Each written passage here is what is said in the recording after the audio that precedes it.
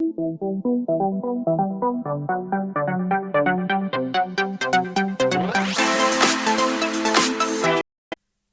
everyone, this is Priya Dhamija here and welcome back to YouTube channel Commerce Room। तो students, I hope आपने मेरे पिछले वाले lesson को अच्छे से देख लिया, समझ लिया है। तो चलिए बात करते हैं हम अपने नेक्स्ट टॉपिक के ऊपर। कल मैंने आपको करवाया था modes of settlement of dispute, industrial dispute को कैसे सेटल किया जा सकता है। तो आपकी रिवीजन के लिए मैं बता दूं कि हमने कल फर्स्ट जो हेड पॉइंट था voluntary settlement and the conciliation, ये शुरू किया था। इसके अंदर 4 सब हेड्स हैं जो वो आते हैं। तो पहला था हमारा वर्क्स कमेटी, जो कि आपको ऑलरेडी मैंने कल करवा दिया है। वर्क्स कमेटी के बाद हमारे पास आते रहे board of conciliation, sorry board of conciliation तो हमारा आज का टॉपिक है। तो सबसे पहले आता है हमारे पास वर्क्स कमेटी, देन आता है कॉन्सिलेशन ऑफिसर, और थर्डली हमारे पास आ जाता है बोर्ड ऑफ कॉन्सिलेशन, देन हमारे पास आ जाती है कोर्ट ऑफ इंक्वायरी। तो ये हमारा जो फर्स्ट पॉइंट था, फर्स्ट पॉइंट में क्या था, वॉलंटरी सेटलमेंट, जो अपनी मर्जी से वो म्यूचुअली एग्री करते हैं किसी पॉइंट के ऊपर, तो फिर वो मतलब कि सेट कर लेते हैं अपने डिस्प्यूट को, सेट आउट सॉर्ट आउट कर लेते हैं। ठीक है, तो सेट कर लेते हैं। तो उस तरह से अभी हम थर्ड शुरू करने वाले हैं। हमारा जो मेन पॉइंट है that is board of conciliation. तो कॉन्सिलेशन एक ऐसा प्रोसेस है जिसमें एक थर्ड पार्टी होती है as a middle person, mediator, mediation होता है। तो जो दोनों पार्टीज के बीच में क्या करता है, मतलब उनको प्रेजुडाइज करता है ताकि दोनों के बीच में जो डिस्प्यूट है वो खत्म हो सके, मतलब कि इन्होंने रिमूव ही करना होता है। तो चलिए शुरू करते हैं हम अपने थर्ड टॉपिक के ऊपर, जो कि हमारा बोर्ड ऑफ कॉन्सिलेशन। तो बोर्ड ऑफ कॉन्सिलेशन सेक्शन 5 के अकॉर्डिंग अप्रोप्रिएट गवर्नमेंट है जो उसके पास एम्पावर्ड है कि एक बोर्ड को, बोर्ड ऑफ कॉन्सिलेशन को बनाए by the notice in the official gazette में, वो नोटिस देके बना सकती है। तो जो मेन पर्पस होता है इस बोर्ड का वो यही रहता है कि उसने प्रमोट करनी है, प्रमोट करना और सेटल करना है इंडस्ट्रियल डिस्प्यूट को। ठीक है। तो जो हमारे कॉन्स्टिट्यूशन ऑफ बोर्ड है, conciliation, constitution of board of conciliation according to section 5 of act, वो क्या कहते हैं कि जो बोर्ड है उसमें एक चेयरमैन होगा एंड 2 और 4 members age appropriate government thinks fit. इसके अलावा 2 या 4 मेंबर्स होंगे, जैसा गवर्नमेंट को ठीक लगेगा तो वो वैसे उस हिसाब से अपने मेंबर्स को अपॉइंट करेगी। The other members shall represent the parties in the dispute in the equal number। तो इसके अलावा जो मेंबर्स होंगे, अदर मेंबर्स होंगे, तो वो दो जो डिस्प्यूट पार्टी होंगी उन दोनों को प्रेजेंट करेगी। इक्वल नंबर होंगे, जितने एम्प्लॉयर के होंगे उतना ही एम्प्लॉयज के होंगे।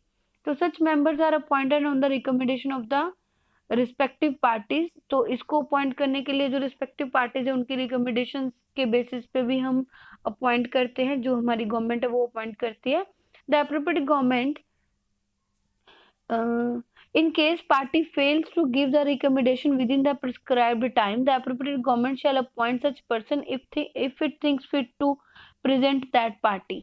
तो अगर जो हमारी पार्टीज हैं वो रिप्रेजेंट नहीं कर पाए कि कौन सी पार्टीज को अपॉइंट करना है, किस पर्सन को अपॉइंट करना है, तो रीजनेबल प्रिस्क्राइब टाइम में अगर वो नहीं कर सकती किसी को रेफर, तो फिर उसके लिए अगर फेल हो जाती तो गवर्नमेंट को जैसा ठीक लगता है तो वो उस हिसाब से अपने अकॉर्डिंगली वहां पे अब पर्सन को जो रिप्रेजेंट करने वहां पे पॉइंट कर लेती है।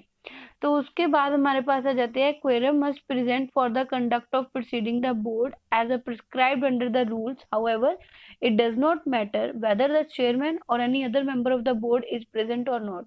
तो जो भी हमारा, जो हमने जो भी प्रोसीडिंग करनी है जिसलिए ये बोर्ड बनाई गई है, उस काम को पूरा करने के लिए प्रॉपर मीटिंग्स होंगी। तो उसके लिए ये जरूरी नहीं है कि कोई मेंबर बीच में प्रेजेंट है या नहीं है। तो जो सर्विसेज है चेयरमैन की or any other person, other member की बोर्ड के जो कि सीज कर गए हैं, board ceases to be available under the notification of the appropriate government, the board shall not act until the new chairman or a member as a case में have been appointed. तो जब तक कोई नया person नहीं आ जाता है तब तक है जो उसको जो इसका जो भी प्रोसीडिंग है वो कंसिडर नहीं की जाएगी जब तक वो चेयरमैन नहीं आ जाता है। ठीक है। तो उसके बाद हमारे पास आ जाती है reference of dispute. If the appropriate government is of the opinion that any industrial dispute exists or is apprehended It may at any time by the order in writing refer the dispute to the board for promoting a settlement thereof. तो हमारी जो government है उसके opinion के according जो industrial dispute जो exist है तो वो उस टाइम पे ऑर्डर देके राइटिंग में उस डिस्प्यूट को बोर्ड को रेफर कर सकती है ताकि बोर्ड उसको सॉर्ट आउट कर सके, उसके सॉल्यूशंस निकलवा सके, तो उस डिस्प्यूट को खत्म कर सके. If the appropriate government is satisfied for the parties who apply for any matter related to the industrial dispute, the persons applying represent the majority of each party shall make the reference accordingly.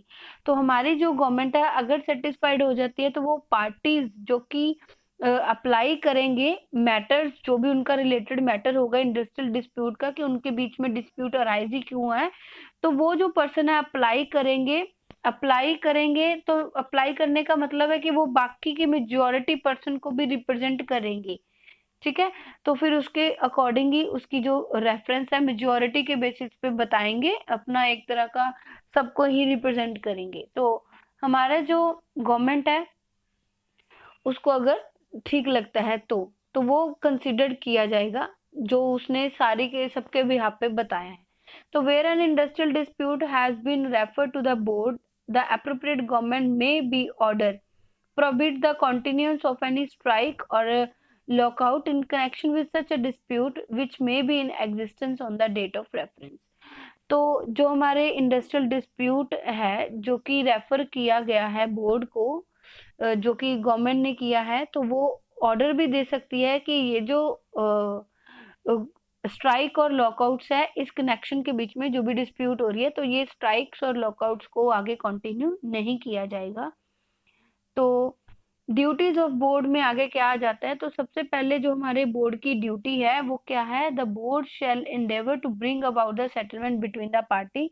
तो parties के बीच में settlement करवाना है. तो उसके बाद जब आप एक सॉल्यूशन पे पहुंच जाते हो, सेटलमेंट पे अराइव हो जाते हो, तो बोर्ड को आप एक रिपोर्ट सेंड करते हो गवर्नमेंट को मेमोरेंडम के साथ, memorandum of the settlement sign by the parties. जो भी पार्टीज होंगी वो प्रॉपर साइन करके आगे फर्दर गवर्नमेंट को फॉरवर्ड की जाएगी. ओके, आई होप यहाँ तक आपको क्लियर हो गया होगा. तो आगे बात करते हैं. If no settlement is arrived, अगर कोई भी सेटलमेंट नहीं अराइव हो पाई है, then the board shall send the report staying the fact and the circumstances, the steps taken, the reason why not the settlement was arrived at, and its recommendation for the determination of the dispute. तो अगर कोई भी solution नहीं निकल पाता है तो जो बोर्ड होगी वो प्रॉपर रिपोर्ट में बताएगी क्या circumstances रहे हैं, क्या क्या steps उन्होंने लिए थे, ये steps लेने के बाद भी ये solution नहीं निकल पाया है, क्या रीजन है और क्या रीजन है कि सेटलमेंट नहीं हो पाया, और वो अपनी रिकमेंडेशन दे सकते हैं कि इस डिस्प्यूट को कैसे मतलब सॉर्ट आउट करवाया जा सकता है. द बोर्ड में submit its report to the appropriate government within the 2 months. तो जो हमारी बोर्ड होगी इनको विद इन 2 months है जो अपनी रिपोर्ट को सबमिट करवाना होता है.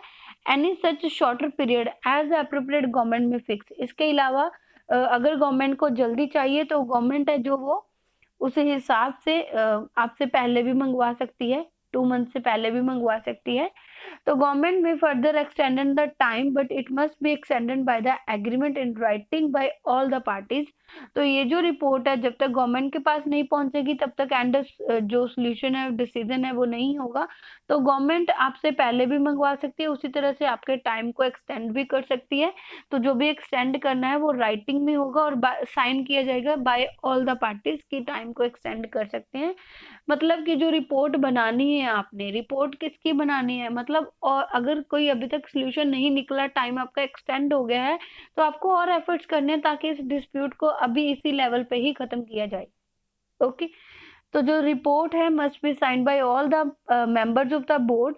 Any member is free to give his dissent to the report. तो ये जो रिपोर्ट है जितने भी बोर्ड के मेंबर्स होंगे वो सारे के सारे साइन करके देंगे. अगर कोई पर्सन रिपोर्ट के साथ डिसएग्री करता है तो वो अपने डिसेंट दे सकता है, उसके पास ये राइट है. जरूरी नहीं है कि सारे साइन करे तो उसको भी बीच में साइन करना पड़ेगा.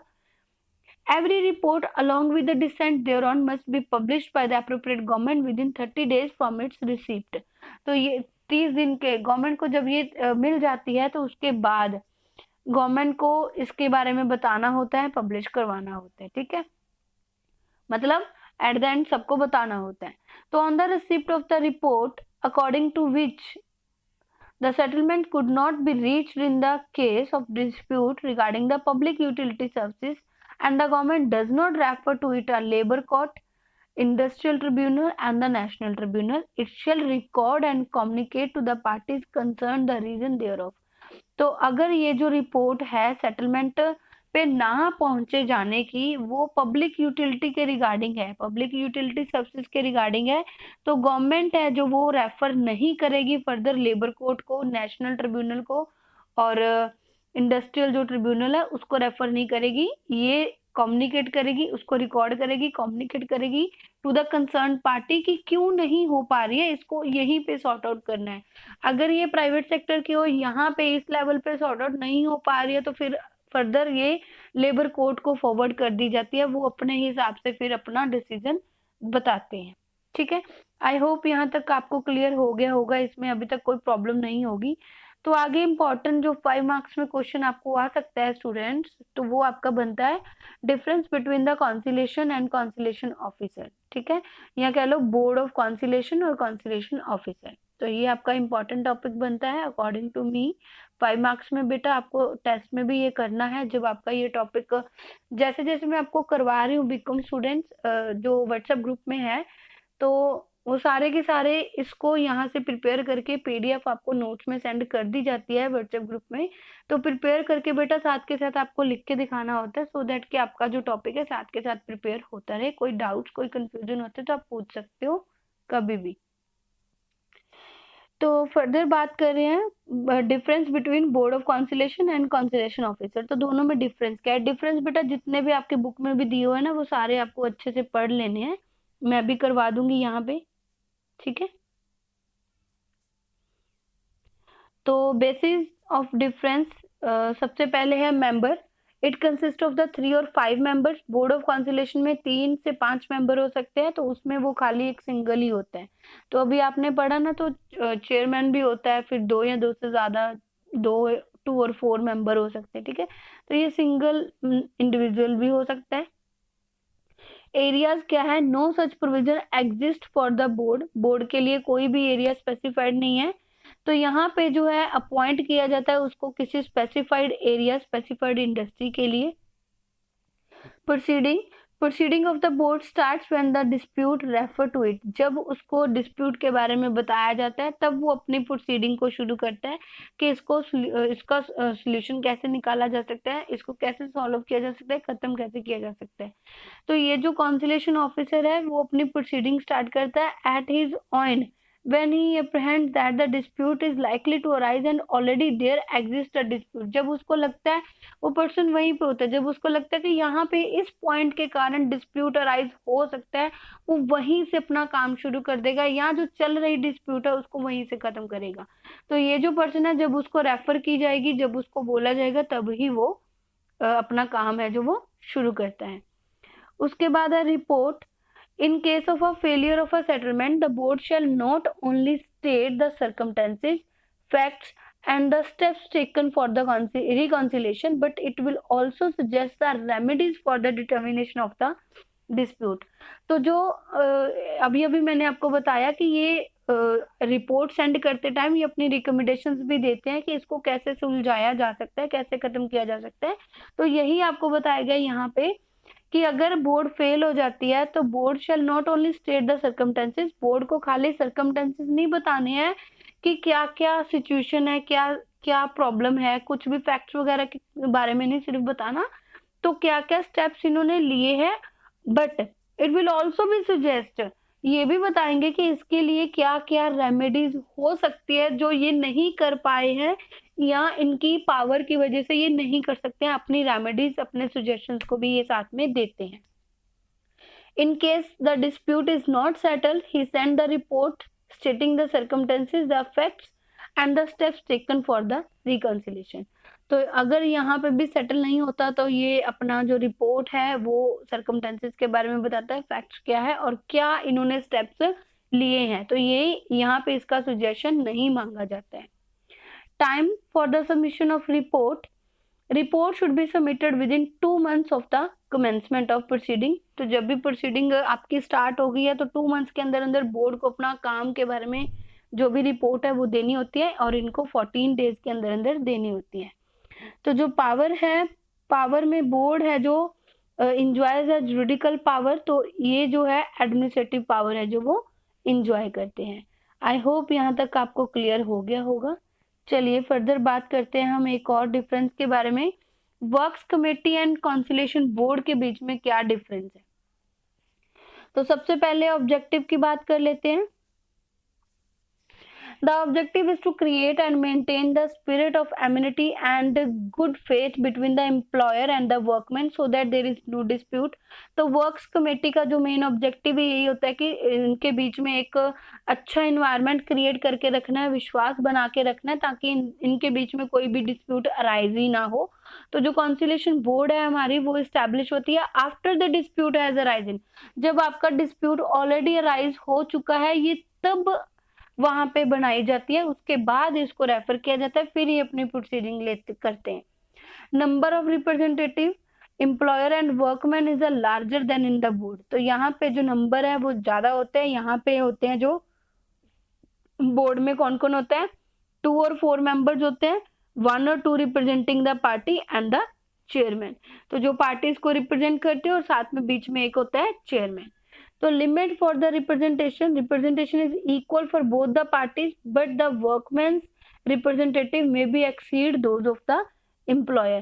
तो यहाँ पे जो नंबर है, जो पर्सन सारे के सारे ग्रुप को रिप्रेजेंट करेंगे, वो पर्सन जो पूरे के पूरे वर्कर्स को रिप्रेजेंट करेंगे वो इक्वल होने चाहिए according to the equal to the employer.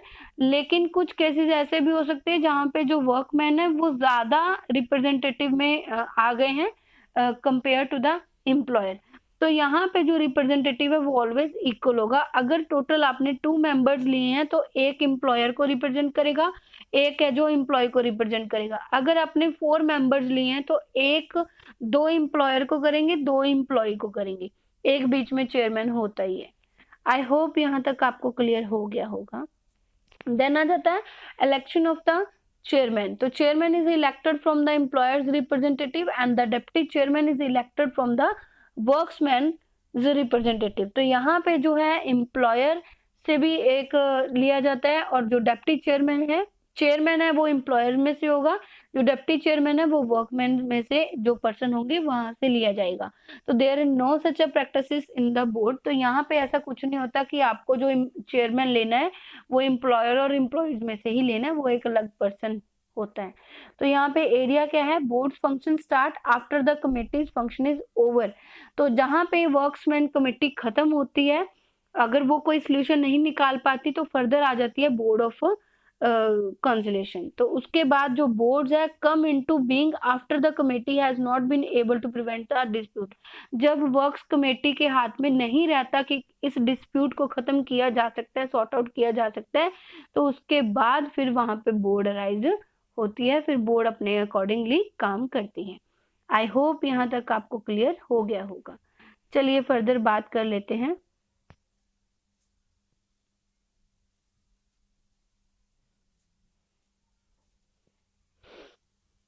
Courts of inquiry, fourth आपके पास आ जाता है courts of inquiry. Courts of inquiry, the appropriate government may by notification in the official gazette appoint a court for the inquiry into the matter appearing to be connected with or the relevant to the industrial dispute। देखो अभी जब board of conciliation भी कोई solution नहीं निकाल पाई है तो फिर उसके बाद एक कोर्ट को ऑर्डर दिए जाते हैं ऑफिशियल गजेट के अकॉर्डिंग। जो गवर्नमेंट है हमारी वो कोर्ट को अपॉइंट कर सकती है for the purpose of inquiry, कि देखने के लिए कि क्या मैटर क्या है, ये जो डिस्प्यूट है ये क्यों अराइज हुई, इसको खत्म कैसे करना है, सॉल्व कैसे करना है। तो कोर्ट में consist of the one independent person और सच or of a such number of independent person as the appropriate government think fit, and where the court consists of the 2 or more members one of them shall be appointed as a chairman. तो ये जो चीजें हैं आपको as it he learn करनी होती है बेटा। तो जो कोर्ट होगी उसमें से वन इंडिपेंडेंट पर्सन होगा, ठीक है, जो कि अप्रोप्रिएट गवर्नमेंट अपॉइंट करेगी जैसा उसको ठीक लगेगा। तो उसके अलावा अगर कोर्ट के पास 2 और मोर मेंबर्स हैं तो उसमें से एक पर्सन को हम एज अ चेयरमैन वहां पे अपॉइंट कर लेंगे। नेक्स्ट आ जाता है there shall be a quorum for the court of inquiry as prescribed under the rules, however the absence of a chairman member is immaterial in case of the services of the chairman or any member series will to be available by the notification in the official gazette by the government. Such a court of inquiry shall not act until the new appointment have been made। जैसा आपको पहले बताया था, पिछले वाले में board में बताया था, सेम वैसा ही है कि आपको यहाँ पे एक मीटिंग्स वगैरह क्वेरम्स वगैरह करनी होती है। तो वहां पे अगर पर्सन है जो चेयरमैन अगर एब्सेंट है वहां पे तो वो इमटेरियल मानी जाएगी। तो उसके बाद अगर कोई पर्सन है, जब तक अगर ऑफिशियल नोटिफिकेशन के अकॉर्डिंग कोई पर्सन ही एज अ चेयरमैन वहां पे नहीं है, तो जब तक वो नया पर्सन अपॉइंट नहीं हो जाता तब तक कोई भी इंक्वायरी वगैरह नहीं की जाएगी। उसके बाद हमारे पास आ जाता है सेक्शन 22, 23, 33 के अकॉर्डिंग, जो इसके अकॉर्डिंग आपको बताए गए हैं कोर्ट ऑफ इंक्वायरी की जो भी प्रोसीडिंग होगी। तो जो राइट्स हैं हमारे वर्कर्स के पास, एम्प्लॉयर्स के पास, वो अनइफेक्टेड रहेंगे। कोर्ट ऑफ इंक्वायरी के कारण ये राइट्स इफेक्ट नहीं होंगे। तो कहने का मतलब वर्कमैन को अगर स्ट्राइक करने का राइट है तो वो अपनी स्ट्राइक कंटिन्यू कर सकते हैं, स्ट्राइक पे जा सकते हैं। Right of the workman to go on the strike ये अनइफेक्टेड रहेगा। एम्प्लॉयर टू, यहाँ पे है lockout his business, temporary purpose के लिए एम्प्लॉयर्स की सर्विसेज को लेने के लिए मना कर देना, तो ये भी अनइफेक्टेड रहेगा। The right of the employer to dismiss or the otherwise to punish the workman in the certain cases. कुछ केसेस में ऐसा हो भी सकता है कि वर्कमैन थोड़ा ज्यादा ही प्रेशराइज कर रहे हैं या गलती वर्कमैन की है, तो वहां पे जो हमारा एम्प्लॉयर है वो अपने एम्प्लॉयज को डिसमिस कर सकता है और उनको पनिश भी कर सकता है। ठीक है, आई होप यहाँ तक आपको क्लियर हो गया होगा। चलिए, थोड़ा सा हमारा पेंडिंग है, फिर उसके बाद सेकंड वाला है जो वो हम अपनी अगली क्लास में कर लेंगे, सो दैट आपको थोड़ा बोरिंग ना लगे lecture. Duties of the court of inquiry, तो इसकी क्या क्या ड्यूटीज हो सकती है। The court of inquiry shall inquire into the matters refer to it and the report of inquiry thereon presented before the appropriate government ordinary within the period of 6 months from the commencement of inquiry. तो इसको बिठाया ही क्यों था, ताकि ये inquiry कर सके। तो इसके पास जो टाइम पीरियड है, इसकी यही ड्यूटी है कि प्रॉपर इंक्वायरी करेगी और 6 months के बाद एप्रोप्रिएट गवर्नमेंट को, जब उसने इंक्वायरी स्टार्ट करी थी, वहां से लेके 6 months तक है ये अपनी रिपोर्ट वहां पे सबमिट करेगी। The report of the court of inquiry shall be in writing and be signed by all the members of the court, provided that the member may record a minutes of the dissent also। तो अगर वही उसी तरह से है, सारे के सारे मेंबर्स, जितने भी मेंबर्स होंगे वो सारे के सारे साइन करके देंगे। अगर कोई पर्सन वहां पे डिसएग्री करे तो वो अपने डिसेंट को दे सकता है। तो मेनली इसका ऑब्जेक्टिव क्या हुआ। The object of court of inquiry is to reveal the cause of an industrial dispute। इसका जो ऑब्जेक्टिव है, इसको रखा ही क्यों था, ताकि कारण पता चल सके कि क्या कारण है, कॉज को फाइंड करना कि इंडस्ट्रियल डिस्प्यूट अराइज ही क्यों है। Whereas in case of the conciliation officer or the board of conciliation, the object is to remove the differences between the disputing party and bring them around the amicable and fair settlement। तो वहां पे जो पहले अपने discuss करी हमने, तो वहां पे उनका जो मेन ऑब्जेक्टिव है वो यही है कि पार्टीज के बीच में डिस्प्यूट को खत्म ही करना है, डिफरेंसेस को खत्म ही करना है, डिस्प्यूट होने ही नहीं देनी है। तो कोर्ट का जो इंक्वायरी का जो मेन ऑब्जेक्टिव है वो यही है कि हमें एक बार कारण पता चल जाए, कॉज पता चल जाए।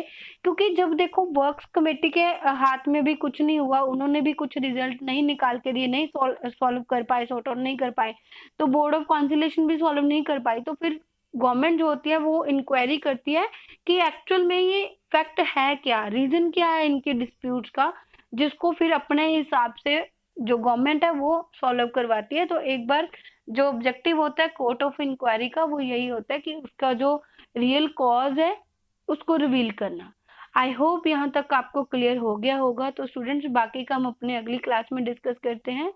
तो ठीक है, इसको समझिए अच्छे से और ज़्यादा मैंने करवाया भी नहीं है, थोड़ा-सा करवाया, तो जैसा जितना-जितना करवा रही हूँ, तो स्टूडेंट्स प्लीज़ उतना-उतना करके, तैयार करके अपना साथ के साथ मुझे रिटन टेस्ट व्हाट्सएप ग्रुप में सेंड करते रहिए। Thank you so much students. अभी तक आपने मेरे चैनल को सब्सक्राइब नहीं किया, तो प्लीज़ चैनल को सब्सक्राइब कर दीजिए। इतना तो आप अपने टीचर के लिए कर ही सकते हो।